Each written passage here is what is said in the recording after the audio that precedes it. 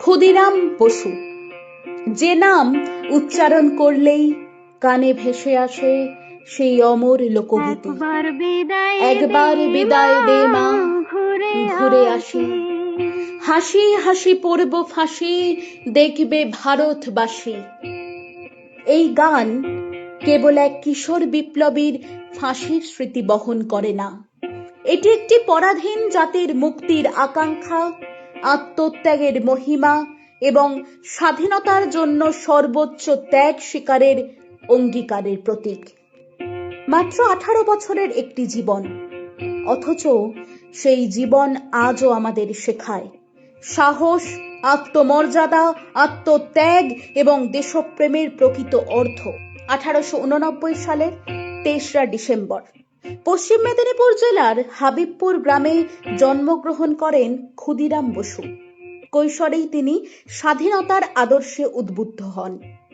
1902 সালের পর থেকে তিনি বিপ্লবী কর্মকাণ্ডে যুক্ত হন এবং যুগান্তর বিপ্লবী গোষ্ঠীর সঙ্গে থেকে ব্রিটিশ বিরোধী আন্দোলনে গুরুত্বপূর্ণ ভূমিকা পালন করেন।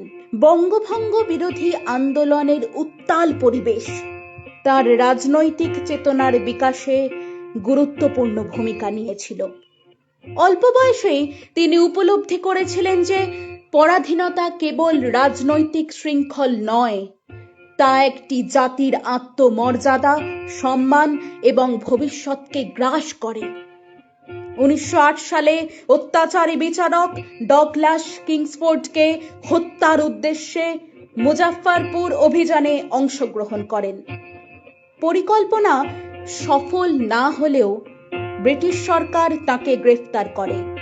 বিচারে মৃত্যুদণ্ড ঘোষণার পর 1908 সালের 11 আগস্ট মাত্র 18 বছর বয়সে তিনি হাসি মুখে ফাঁসির মঞ্চে আরোহণ করেন।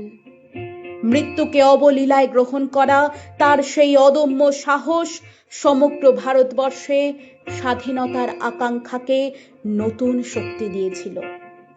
তার এই ভূমিকা অসংখ্য তরুণ তরুণীকে স্বাধীনতার সংগ্রামে ঝাঁপিয়ে পড়ার প্রেরণা জুগিয়েছিল।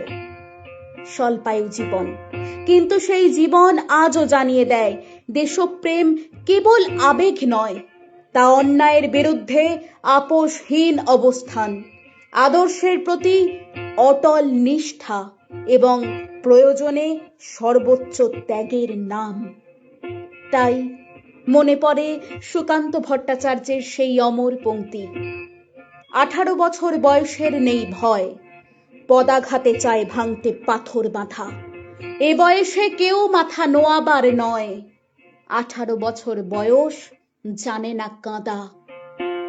ক্ষুদিরাম বসু কেবল স্বাধীনতা সংগ্রামের একজন শহীদ বিপ্লবী নন, তিনি ভারতীয় যুব সমাজের চিরন্তন সাহস, আত্মমর্যাদা ও সংগ্রামের প্রতীক।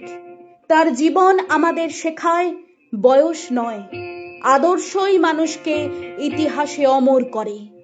মাত্র 18 বছরের জীবনে তিনি যে অগ্নিশিখা প্রজ্বলিত করেছিলেন, তার আলো আজও আমাদের পথ দেখায়। স্বাধীনতা, ন্যায় ও মর্যাদার সংগ্রামে তার এই বলিদান তাই চিরকাল ভারতবাসীর প্রেরণায় উৎস হয়ে থাকবে।